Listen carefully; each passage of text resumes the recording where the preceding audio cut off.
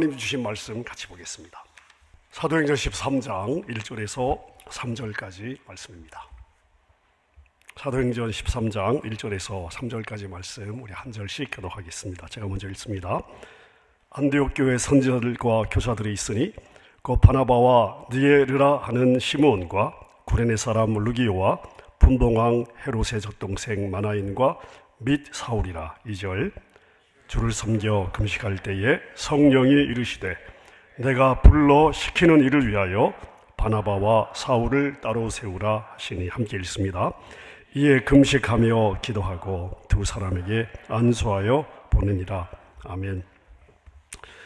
저희 교회는 4년 5년마다 임직을 하게 되는데요, 임직을 할 때마다 교회를 섬기는 저의 마음에 큰 감사가 있습니다. 하나님께서 일꾼들을 세우셔서 주님의 교회를 섬기게 하시니까 하나님의 나라는 세대를 이어서 계속해서 지금까지 계승이 되어 왔는데, 하나님께서 일꾼들을 세워서 또 다음 세대를 섬기게 하시니까 교회가 소망이 있다, 하나님이 참으로 교회의 머리가 되시는구나 하는 그러한 감사가 있습니다.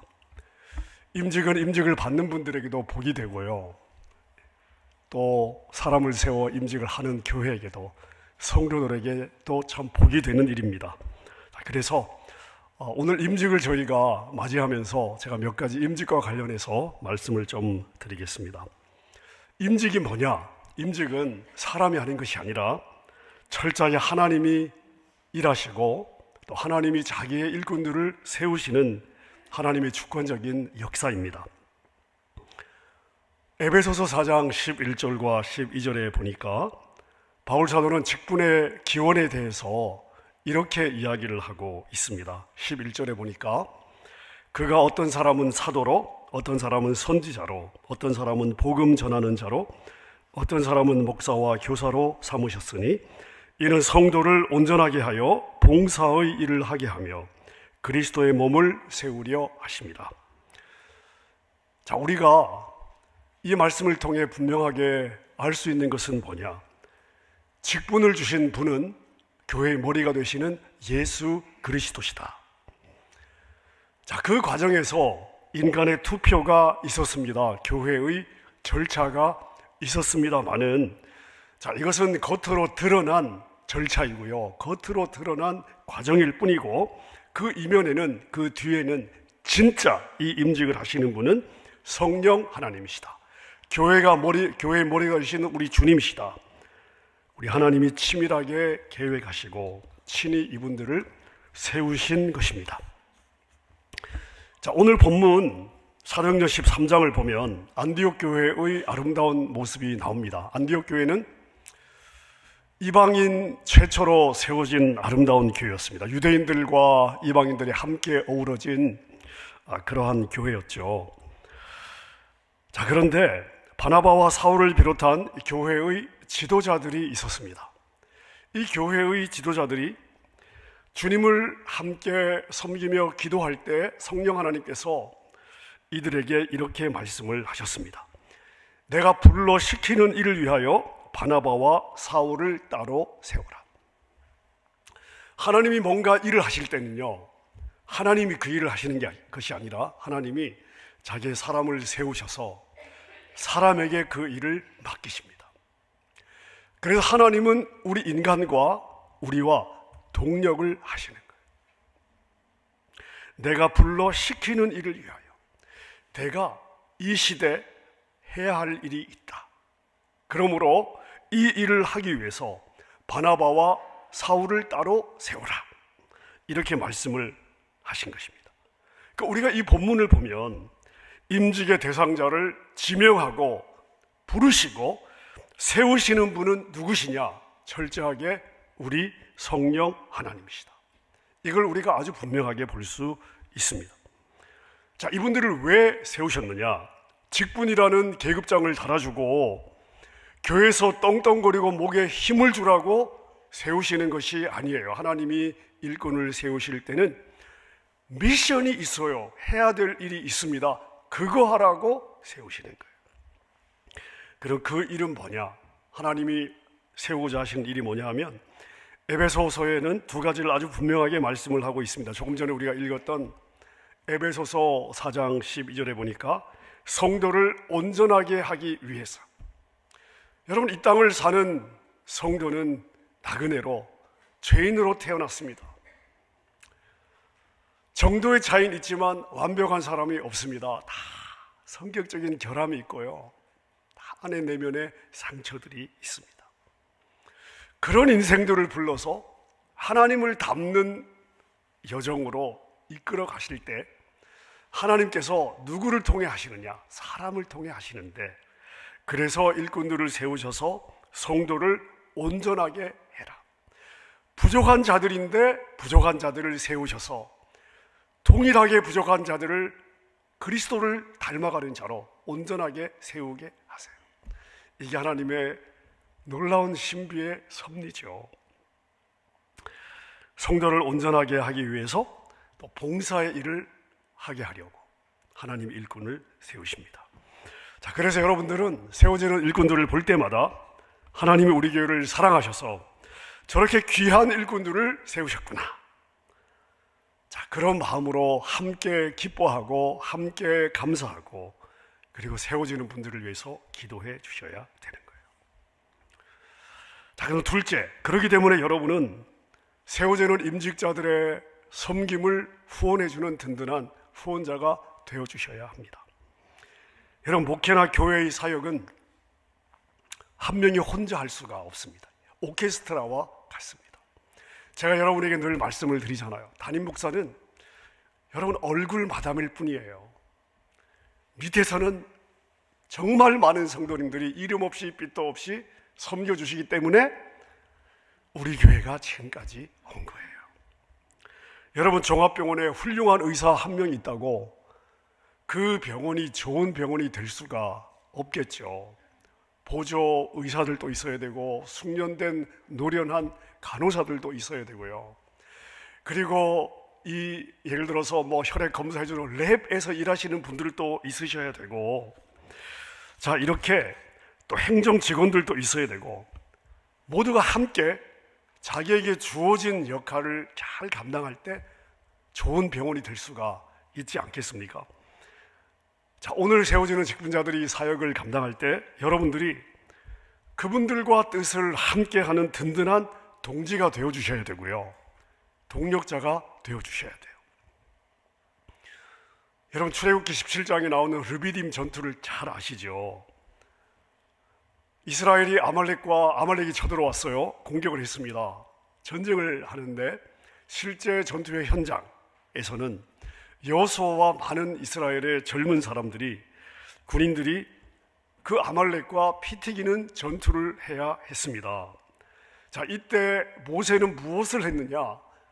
그 전투의 현장이 보이는 산 위에 올라가서 두 손을 들고 기도를 한 거예요. 희한한 일이 벌어졌습니다. 모세가 손을 들면 이스라엘이 이기고, 그리고 피곤해서 손을 내리면 아말렉이 이기는 겁니다. 자, 근데 여러분, 아무리 위대한 하나님의 종이라 할지라도 인간이잖아요. 어떻게 하루 종일 계속해서 두 손을 들 수가 있습니까? 아무리 기도의 열정이 충만해도요, 인간이라는 한계가 하루 종일 두 손을 높이 들고 서 있을 수 없습니다. 자, 모세가 인간적인 한계와 육신의 필요 앞에 고꾸라지면 전쟁이 치는 거예요. 자, 이때 모세의 양옆에 누가 있었느냐? 바로 아론과 훌이 있습니다. 그들이 돌을 가져다가 모세를 앉히고요, 한 사람은 이쪽에서 한 사람은 저쪽에서 모세의 피곤한 팔을 들어 올려 주었습니다. 자, 그러니까 모세가 힘이 들지만 본인이 이렇게 그 힘을 줄 필요가 없는 거예요. 옆에서 손을 받쳐주니까, 들어주니까. 자, 해가 지도록 모세의 손이 내려오지 않았을 때에 비로소 이스라엘은 완전한 승리를 거두게 되었습니다. 여러분, 오늘 임직을 받는 우리 장로님들, 안수 집사님들, 우리 권사님들, 사역을 하다 보면 지칠 때가 있습니다. 여러 가지 환경적인 삶의 어려움 때문에 지칠 때도 있고요, 인간적인 한계 때문에 지칠 때도 있고요, 섬김을 하다 보면 상처를 받을 때도 많습니다. 관계의 갈등 때문에 마음이 어려워질 때도 있습니다. 자, 이럴 때는 내가 손을 들어야 되는 걸 알지만, 손을 들고 싶지만 손을 들 힘이 떨어질 때가 분명히 있습니다. 자, 내가 과연 이 직분을 감당할 수 있을까? 참으로 힘들다. 자, 이렇게 주저앉고 싶을 때 누가 옆에서 받쳐줘야 되겠습니까? 누가 그분들의 손을 붙들어 줘야 되겠습니까? 바로 이 자리에 계신 여러분 한 분 한 분입니다. 여러분들이 세워지는 주님의 종들에게 아론과 훌이 되어주셔야 되는 거예요. 가장 중요한 것은 뭐냐면요, 위로와 격려와 더 중요한 것은 중보기도를 하시는 거예요. 영국 역사상 가장 위대한 설교자 하면 이렇게 논란의 여지가 없이 스펄전 목사님을 꼽습니다. 자, 근데 이 찰스 스펄전 목사님, 이 놀라운 사역의 뒷면에는요, 놀라운 비결이 있었습니다. 스펄전 목사님이 강단에서 말씀을 전할 때마다 그 교회 지하 보일러실에서는요, 무려 500여 명의 성도들이 무릎을 꿇고 강단을 위해서, 설교하는 목회자를 위해 뜨겁게 눈물로 기도를 했습니다. 그러니까 스펄전 목사님이 설교를 했지만 사실은 성령 하나님이 스펄전 목사님을 통해서 설교하신 거예요. 그러니까 진짜 그 사역의 힘은, 원동력은 누가 했느냐? 기도하는 중보자들이 한 거예요. 여러분, 우리도 개척 때부터, 개척한 첫 주부터 중보기도 팀이 있었습니다. 1부, 2부, 3부 예배 때 예배 시간마다 예배 각 순서를 위해서, 대표자를 위해서, 장조의 아버지를 위해서, 설교자를 위해서 순서마다 시간을 따라 기도하는 신실한 예배의 중보자들이 있었습니다. 여러분, 지금 이 시간도 우리 정말 초라한 중보기도실입니다마는 그 중보기도실에서 지금 이 시간 변함없이 오늘 이 예배를 위해서 기도하는 중보자들이 있습니다. 지금 이 시간 그들은 예배를 위해서, 말씀을 위해서 기도하고 있습니다. 지난 19년이 넘는 세월 동안 한 주도 빠짐없이 자신을 기도에 헌신한 중보자들은 시간마다 예배를 위해서, 말씀을 위해서, 예배를 통해 하나님의 보좌 앞에 선 우리 성도님들을 위해서 기도해 왔고요, 지금도 기도하고 있습니다. 여러분, 우리 교회가 계속해서 하나님의 은혜를 입고 쓰임받는 교회가 되기 위해서는 우리가 화려한 사역을 하는 것보다 더 중요한 것이 뭐냐? 기도의 보일러실이 계속해서 불타올라야 되는 거예요. 임직자들의 영적인 승리가 우리 모두의 승리예요. 교회의 승리입니다. 주님의 몸된 교회가 영광을 받는 거고요, 몸의 기능, 몸이 해야 되는 이 시대의 사명을 하게 되는 것인데, 그게 여러분 사람의 의지나 열정으로 되는 것이 아니라 뒤에서 보이지 않는 곳에서 기도하는 중보자들의 무릎을 통해 일하시는 하나님의 도우심이 있을 때 가능한 줄로 믿습니다. 자, 세 번째, 여러분, 우리가 임직을 보면서 결단해야 되는 것이 있습니다. 원망의 소리를 그치고 한마음으로 협력하는 아름다운 화합의 교제가 있어야 돼요. 여러분, 교회는요, 말이 많으면 망해요.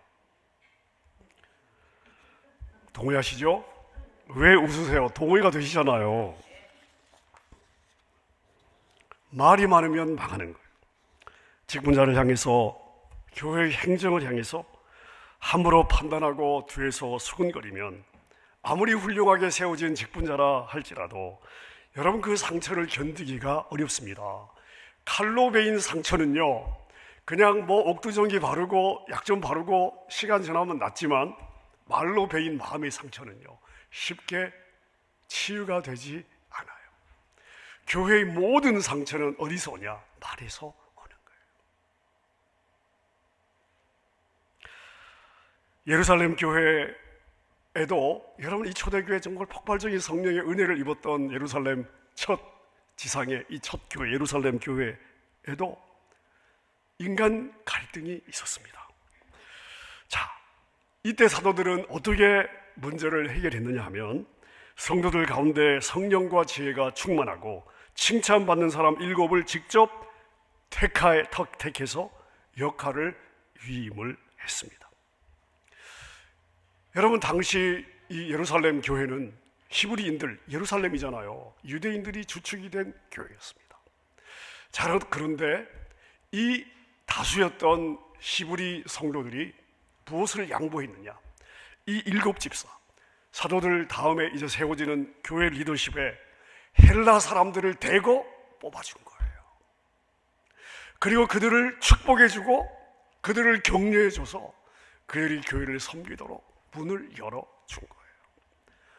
여러분, 그래서 예루살렘 교회가 이 초창기 인간적인 갈등의 문제를 잘 해결하고 영광스러운, 우리가 다 담고 싶어하는 초대교회가 될 수가 있었습니다. 우리 교회도 예루살렘 교회처럼 되었으면 좋겠습니다. 임직자들의 연약함이나 허물이 보일 때 그것을 가십거리로 삼거나 불평의 소재로 삼아서는 안 돼요. 과연 내가 저 자리에 있으면 모든 사람이 다 기뻐할까요? 내가 저 자리에 있으면 나는 저 사람보다 더 잘할 수 있을까요? 여러분, 제가 목회를 하면서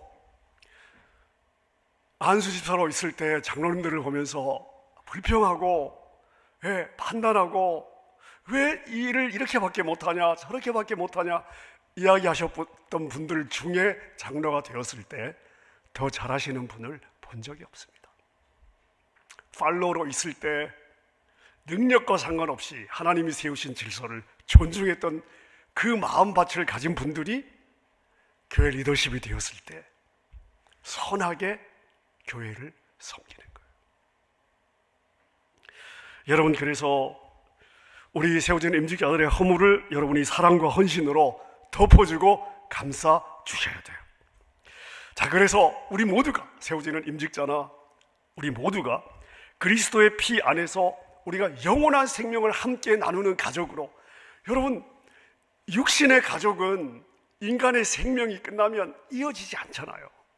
우리는요, 하늘까지 가서 계속해서 가족으로 영원히 살아야 될 그리스도의 피의 생명을 함께 나눈 가족이 아닙니까? 자, 이 지상에서 우리가 함께 섞이는 일이 있어야 되는 거예요. 자, 그래서 여러분, 임직자들과 좋은 관계를 맺어주십시오. 우대해 주시고 존대해 주시고 사랑으로 품어주십시오. 자, 그렇게 할 때 우리 교회는 갈등과 원망을 넘어 우리 모두가 다 다른데 다르기 때문에 힘든 것이 아니라 다르기 때문에 더 조화가 되는, 자, 그래서 하나님이 교회를 세우신 본질적인 사명이 뭐냐? 하나님의 백성들을 훈련해서 하나님의 사람으로 만들고 새로운 생명을 얻는 이 역할들을 우리가 아름답게 감당하게 될 줄로 믿습니다. 마지막으로 부탁드립니다. 세워지는 분들을 여러분 축복해 주십시오. 오늘 본문 사도행전 13장 안디옥 교회 현장으로 가면 성령의 부르심을 받은, 성령의 지명을 받은 바나바와 사울을 향해 안디옥 교회 성도들은 어떻게 반응을 했냐 하면요, 사도행전 13장 3절에 보니까 이에 금식하며 기도하고 두 사람에게 안수하여 보내니라. 박수만 치고 끝난 것이 아닙니다. 그들은 간절히 그들을 위해 기도했고 그들의 머리에 얹어 안수했으며 영적으로 파송을 한 거예요. 여러분, 오늘 우리도 안디옥 교회 성도들처럼 오늘 세워지는 임직자들을 축복하고 기도하고 안수하고 사역의 현장으로 파송하십시다. 임직자들의 삶이 주님 안에 형통케 되도록 영적으로 자라가고 인격적으로 자라가고 땅의 삶이 시온의 대로로 열리고 뚫릴 수 있도록 늘 깨어 기도하여 하나님의 손에 붙잡혀서 주님께 쓰임받는 일꾼들이 되도록 진심으로 축복해 주시면 좋겠습니다. 말씀을 정리하겠습니다. 여러분, 임직은 끝이 아니라 시작입니다. 임직자 개인의 시작일 뿐만 아니라 그분들과 함께 그분들을 품고 달려가야 될 우리 모든 성도들의 영적인 여정의 출발점이에요. 오늘 세워지는 장로님들, 안수 집사님들, 권사님들에게 하나님의 은혜와 성령의 지혜와 권능이 임하기를 바랍니다. 사랑과 격려로 중보기도와 마음의 응원으로 세워진 일꾼들을 축복하는 여러분에게도 동일한 복과 은혜가 임하기를 우리 주님의 이름으로 축원합니다.